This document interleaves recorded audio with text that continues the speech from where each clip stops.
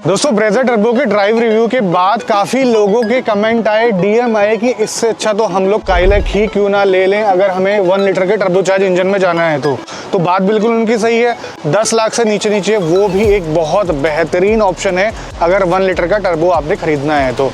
लेकिन मैंने सोचा कि एक स्पेसिफिक वीडियो में काइलैक की ही बात क्यों नहीं करी जाए, तो आज हमारे साथ है काइलैक। इसको हम चलाएंगे और काफ़ी मुद्दों पे बात करेंगे काइलैक की, क्या अच्छा है क्या बुरा है, और साथ के साथ कंपैरिजन भी हो जाएगा अभी की ब्रेजा से। लेकिन उससे पहले मैं आपको बता दूं, किसी भी गाड़ी को लॉन्च करने से पहले, उसको बनाने से पहले ब्रांड का एक इंटेंट होता है कि ये गाड़ी क्यों बन रही है, किसके लिए बन रही है, कस्टमर कौन होगा, कस्टमर को फ़ायदा क्या होगा और उसके बाद ब्रांड को क्या फ़ायदा होगा। तो अगर मैं बात करूं काइलैक की, इसका जो इंटेंट है वो है अफोर्डेबल प्राइस में इंडियंस को यूरोपियन गाड़ी देना, यूरोपियन एसयूवी देना जिसका यूरोपियन कैरेक्टर हो, और साथ के साथ ब्रांड को क्या फ़ायदा है। ये जो सेगमेंट है एक तरीके का कैश काउ है, यहाँ पर नंबर अच्छे मिल सकते हैं ब्रांड को।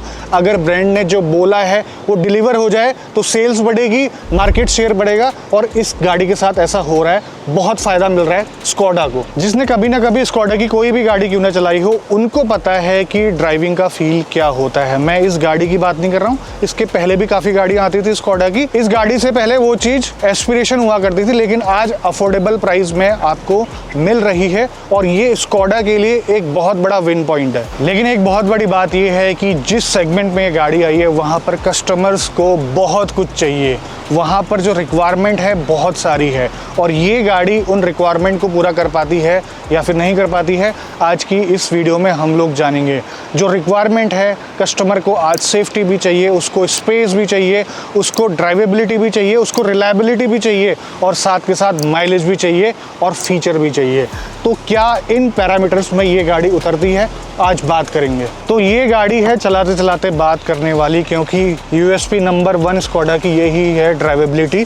तो सारी बातें चलाते चलाते ही होंगी इस गाड़ी को। और जैसे ही गाड़ी स्टार्ट हुई तो आप नोटिस कर पाएंगे जब भी इसमें बैठेंगे तो रिफाइनमेंट में अंतर है ब्रेजा और इसमें, लेकिन इसकी भी रिफाइनमेंट कम नहीं है, अच्छी खासी रिफाइनमेंट है। लेकिन हाँ, ब्रेजा का बिल्कुल साइलेंट रहता है, ये बात है। अभी जो एसी कंप्रेसर है वो चालू नहीं हुआ है, चालू होने के बाद हो चुका है, तब और ज़्यादा यहाँ पर वाइब्रेशन फील होगी। क्लच थोड़ा सा इसका मुझे टाइट लगा इन कंपैरिजन ऑफ ब्रेजा। ज़्यादा ये गाड़ी चली नहीं है, 4200 किलोमीटर के आसपास चली है, तो ये अभी नई नवेली गाड़ी है। और जो गियर शिफ्टिंग है ना, वो ब्रेजा के टर्बो वाला वेरिएंट जो है उसमें नौची तो हो गई है, लेकिन इसकी थोड़ी सी उससे ज़्यादा नौची है। लेकिन ऐसा इसका मतलब नहीं है कि स्लॉटिंग इसकी परफेक्ट नहीं है। आप तेज़ स्पीड में गाड़ी को चलाना चाहें या फिर तेज़ तेज़ गियर चेंज करना चाहेंगे तो गियर आपका परफेक्ट लगेगा, कोई दिक्कत वाली बात नहीं होगी। तो चलाते हैं इस गाड़ी को, हिल होल्ड ने काम करा। और अच्छी बात ये है कि ये जो गाड़ी है फर्स्ट गियर में, मतलब मैं डीजल जैसी तो नहीं कहना चाहूँगा, लेकिन पेट्रोल से अच्छी उठती है। मतलब अगर आप विदाउट एनी एक्सीलेटर के इनपुट से अगर इसको पिक करना चाहें तो आसानी से ये पिक कर जाएगी। और अभी फ्लाईओवर में हम चढ़ाई चढ़ रहे हैं, आप अगर देखना चाहें तो देख सकते हैं। और उसके बाद दूसरी चीज़ मुझे क्या महसूस हुई इस गाड़ी में ब्रेजा के कंपैरिजन में, कि इसमें टर्बो लैग थोड़ा सा ज़्यादा है। ब्रेजा की गियरिंग कुछ इस हिसाब से है कि उसमें 1200 आरपीएम के ऊपर जो गाड़ी है वो अच्छे से पिक कर लेती है, मतलब आपको ज़्यादा उतना स्ट्रगल नहीं करना पड़ता। यहाँ पर आपको वो फील होगा। लेकिन इसमें आपको ऑटोमेटिक टॉर्क कन्वर्टर का भी ऑप्शन है। अगर आपको टर्बो लैग जैसी समस्या से दिक्कत है, आप चला कर देखना, टेस्ट ड्राइव लेकर देखना, तो आप ऑटोमेटिक में भी जा सकते हैं। और क्लासिक प्लस से ऑटोमेटिक स्टार्ट जाता है। ऑन द रोड प्राइसिंग उसकी 10.5 लाख के आसपास है, जो काफ़ी अच्छा ऑप्शन है जो ऑटोमेटिक परचेस करना चाहते हैं।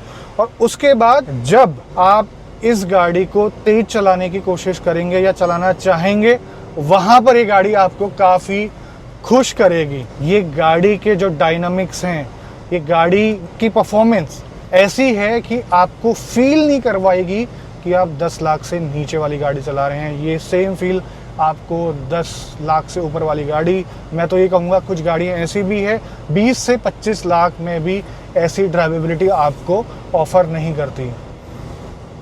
उतनी ब्लास्टिंग परफॉर्मेंस नहीं है इस इंजन की, लेकिन हाँ, ये इंजन काफ़ी अच्छा है परफॉर्मेंस के मामले में।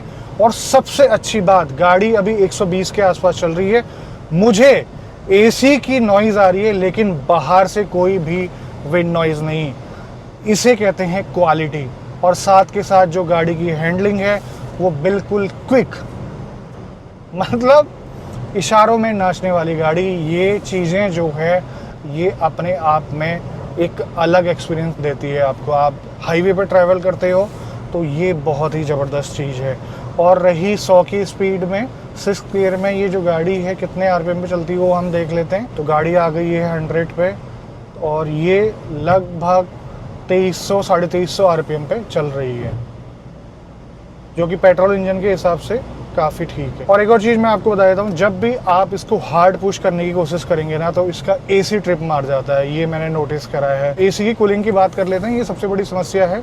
देखिए जब पीक समर्स थे ना तब हमने काफ़ी लोगों से पूछा कि एसी की परफॉर्मेंस कैसी है, तो उनका कहना था कि हम लोग कर्टेन यूज़ करते हैं, सनशेड यूज़ करते हैं, तो उसके बाद कूलिंग जो है नॉर्मली अपने टाइम पे हो जाती है। लेकिन अगर हम यूज़ ना करें तो इस गाड़ी के अंदर केबिन को ठंडा करने में टाइम लगता है इन कंपैरिजन ऑफ बाकी गाड़ियाँ जो सेगमेंट में आती हैं।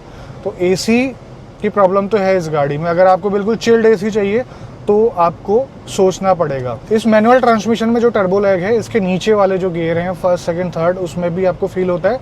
उसके साथ साथ और ज़्यादा फील होता है जब आप बड़े गियर में चल रहे होते हैं, जैसे कि 4th 5th 6th। अभी देखिए 2000 आरपीएम पे ये गाड़ी चल रही है, ठीक।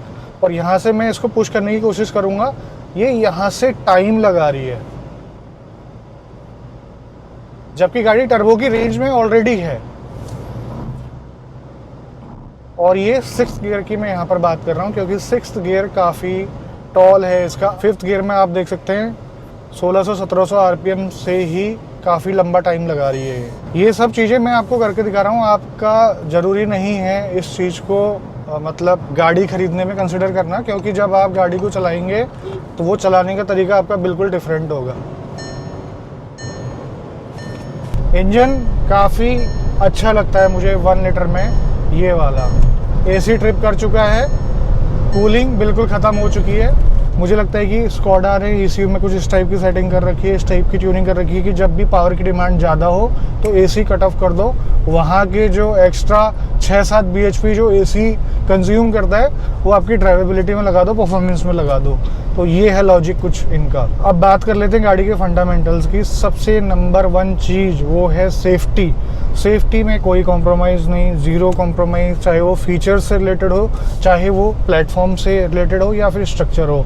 अच्छे स्कोर इसने गेन किए हैं क्रैश टेस्ट में, आप सभी को पता है। प्लेटफॉर्म वही है MQB A0IN, जिसमें आपकी कुशाक भी बनी है, जिसमें स्लाविया भी बनी है। मतलब इस प्राइस में ये प्लेटफॉर्म आपको मिल रहा है। तो फंडामेंटल 1 जो है इसका सेफ्टी वो बिल्कुल स्ट्रॉन्ग है। दूसरा जो डायनामिक्स हैं बिल्कुल यूरोपियन स्टैंडर्ड के हैं, वो मैंने आपको अभी एक्सप्लेन करा। आपको किसी भी स्पीड में इस गाड़ी में कॉन्फिडेंस लूज़ नहीं होगा। हालांकि देखिए इस गाड़ी में रियर में आपको डिस्क ब्रेक नहीं मिलते हैं, उसके बावजूद भी जो ब्रेकिंग है ना वो काफ़ी कॉन्फिडेंस इंस्पायरिंग है, आपको कमी नहीं लगेगी। अब थोड़ा परफॉर्मेंस चेक कर लेते हैं। ट्रैक्शन कंट्रोल बहुत बढ़िया। मैं कह रहा था ना गियर की जो स्लॉटिंग है परफेक्ट है, मज़ेदार। ये जो फन है आपको नहीं मिलेगा किसी भी गाड़ी में इस सेगमेंट की, ये आप सभी जानते हैं। एसी ने फिर ट्रिप कर दिया था, अभी मैंने परफॉर्मेंस इसकी चेक करनी चाहिए, फिर ट्रिप कर दिया एसी ने। अब उसके बाद बात करते हैं फंडामेंटल 3, वो है आपकी फ्यूल एफिशिएंसी। इस सेगमेंट में कस्टमर को चाहिए फ्यूल एफिशिएंसी। देखिए इस सेगमेंट में बहुत सारे ऑप्शन है, CNG का भी ऑप्शन है, डीजल का भी ऑप्शन है, नेचुरली एस्पिरेटेड इंजन का भी ऑप्शन है। नेचुरली एस्पिरेटेड इंजन को काफ़ी भरोसेमंद माना जाता है और वो होते भी हैं। स्कोडा ने आपको एक ही इंजन ऑप्शन दिया है, मतलब कि इनके पास बहुत ही नैरो स्पेस है खेलने के लिए। अब इसमें जो फंडामेंटल है एवरेज वाला, वो फुलफिल कर पाएगी या नहीं कर पाएगी स्कोडा, मैं आपको बता देता हूँ फ्यूल की क्या एफिशिएंसी आती है इस गाड़ी में। E20 के बाद ड्रॉप हुई है, हमने बाकी कस्टमर से भी पूछा तो 2 से 3 किलोमीटर पर लीटर का डिफरेंस आया है। और मैं कंपैरिजन करूँ इसका ब्रेजा का, जो सिटी में माइलेज है ब्रेजा इससे ज़्यादा आपको देगी। सिटी में अगर आपका बम्पर टू बम्पर ट्रैफिक बहुत ज़्यादा है, इसका एवरेज 10 से नीचे भी जा सकता है, नहीं तो नॉर्मली 10 से 12 आपको मिलेगा ही मिलेगा। और हाईवे पे 16 से 17 किलोमीटर पर लीटर का एवरेज ये आसानी से निकाल कर दे देगी। टर्बो इंजन काफ़ी थ्रॉटल सेंसिटिव होते हैं, तो आपको कैसे एक्सेलरेट करना है, कैसे अपनी गाड़ी चलानी है, कैसे कांस्टेंट स्पीड रखनी है, ये सब आपको पता होना चाहिए। अगर ये सब पता होगा तो आप इस इंजन से अच्छी फ्यूल इकोनॉमी निकाल सकते हैं। एफिशिएंट है ये इंजन नो डाउट, बट चलाने का तरीका वैसा नहीं होना चाहिए जैसे आप यूरोपियन कार्स को चलाते हैं। तो अगला सबसे बड़ा पॉइंट है आफ्टर सेल सर्विस नेटवर्क कैसी है स्कोडा की। अब देखिए ये मास मार्केट की गाड़ी है, जब इसको लॉन्च किया था तो उन्होंने उम्मीदें लगाई थी कि लगभग लाख नंबर्स में ये बेचेंगे, साल की लाख गाड़ियां बेचने का इनका टारगेट था। वो टारगेट मीट नहीं हुआ, उसके 50% के आसपास हैं। अब हो सकता है कि फ्यूचर में ये लोग अचीव कर पाएं, बट उन्होंने एक बात और बोली थी कि यार टियर 2 और टियर 3 सिटीज़ में हम ज़्यादा फोकस कर रहे हैं। तो आपने एक बात नोटिस करी होगी कि ये जो गाड़ी है ना, टियर 2 एंड टियर 3 सिटीज़ में भी काफ़ी अच्छे नंबर में बिक रही है, जो कि पहले काफ़ी कम बिका करती थी स्कोडा की गाड़ियाँ। तो इस गाड़ी की वजह से पॉसिबल हो पाया है, और उसके बाद स्कोडा ने अपना नेटवर्क भी बढ़ाया है। और रही सर्विस एक्सपीरियंस की बात, एज सच कोई इतनी दिक्कत नहीं है स्कोडा के साथ। अगर आप इनके जो सर्विस पैकेजेस ले लेते हैं तो आपको कोई परेशानी नहीं होगी। सर्विस कॉस्ट इन्होंने पहले के कंपैरिजन में काफ़ी कम किए हैं। अब हमने डेटा लिया है जो सेम इंजन की गाड़ियां हैं, जैसे कि आपका वर्टस, स्लाविया, जो लाख किलोमीटर से ऊपर चल चुकी है। तो उन्होंने ये बताया कि ये जो इंजन है और इसकी जो मेंटेनेंस है बाकी जो सेगमेंट में इंजन है उनसे थोड़ा सा ज़्यादा है। ओवरऑल जो स्कोडा या फिर VW की सर्विस है बाकी ब्रांड से थोड़ी सी आपको ज़्यादा लगेगी, जैसे कि 15 से 20%। तो मुझे नहीं लगता है कि इतना कुछ बड़ा इश्यू है इसके साथ, सर्विस के साथ। और अभी के टाइम पे मैं सबसे बड़ा इशू ये देख पा रहा हूँ कि इनके सर्विस सेंटर पे लाइन लगी हुई है गाड़ियों की, जिसमें EPC एरर आ रहा है, और वो सब आ रहा है फ्यूल में कंटामिनेशन की वजह से। देखिए EPC एरर इनका जो है प्रिवेंटिव मेजर है, इंजन को प्रॉब्लम ना हो, इंजन को कोई नुकसान ना हो, उससे पहले ही वो किक इन कर जाता है, वो आपको अलर्ट कर देता है। और कई बार क्या होता है आपकी गाड़ी जो लिम्प मोड में चली जाती है। अभी बीच में काफ़ी ऐसे केसेस आए थे फ्यूल के कंटामिनेशन के, उसमें ये सबसे ज़्यादा प्रॉब्लम देखी गई स्कोडा और VW की गाड़ियों में। और ये रियल डेटा है, काफ़ी ओनर से हमने बातचीत भी करी है और डीलरशिप से भी हमने डेटा लिया है, डीलरशिप क्या सर्विस सेंटर से भी। तो फ्यूल अच्छी क्वालिटी का चाहिए इन इंजन्स को, उसमें कोई भी कॉम्प्रोमाइज़ नहीं है। ये गाड़ी की गलती नहीं है गलत फ्यूल का होना, ये गलती है सरकार की। सीधी सी बात मैं यहाँ पर कहना चाहूँगा। फ्यूल की क्वालिटी अच्छी होगी तो आपको अच्छी परफॉर्मेंस मिलेगी, आपका इंजन जो है रिलायबल रहेगा, लंबे समय तक चलेगा, उसमें कोई ज़्यादा वेयर एंड टेयर या फिर कोई परेशानी नहीं होगी। आपका जो एमिशन सिस्टम है वो अच्छे से काम करता रहेगा, आपको चेक इंजन की लाइट वगैरह ये सब चीज़ें लॉन्ग टर्म में नहीं आएगी। तो ये कुछ इशू हैं सर्विस से रिलेटेड, बाकी सब कुछ सही है। उसके बाद मैं आपको बताना चाहूँगा इस गाड़ी को सबसे ज़्यादा मैंने एंजॉय करा है सिटी के बजाय हाईवे पे। अगर आपकी हाईवे की रनिंग ज़्यादा है तो आप इसको कंसिडर कर सकते हैं। आपकी जो लॉन्ग डिस्टेंसेस है वो आपको पता भी नहीं चलेगा कब कवर हो गई।